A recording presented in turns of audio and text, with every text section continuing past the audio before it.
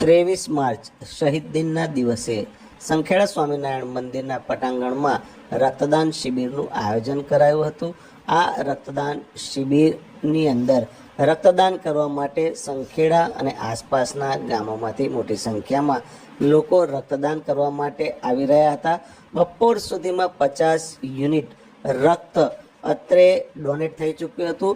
હજી પણ રક્તદાન શિબિર ચાલુ છે અને મોટી સંખ્યામાં લોકો રક્તદાન કરવા માટે આવી રહ્યા છે। આ અંગે સંખેડાના જાણીતા વકીલ પ્રદીપભાઈ ઠાકરે શું આવો સાંભળીએ। આજે 23 માર્ચ છે, શહીદ દિવસ।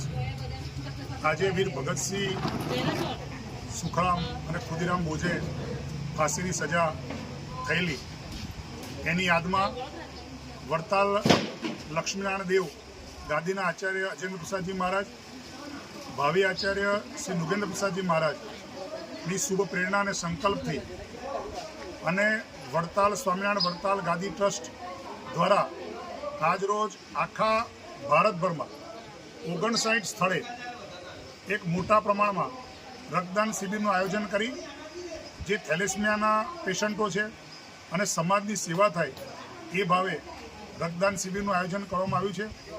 એમાં સંખેડામાં પણ રક્તદાન શિબિર કરવામાં આવ્યું છે। આખા સમસ્ત તાલુકાનો રક્તદાન શિબિર આજે હોય એના અનુસંધાને આ શિબિરનું આયોજન કરવામાં આવ્યું છે। અત્યાર સુધીમાં 50 જેટલા યુનિટનું રક્તદાન થઈ ચૂક્યું છે અને આગળ પણ થઈ રહ્યું છે।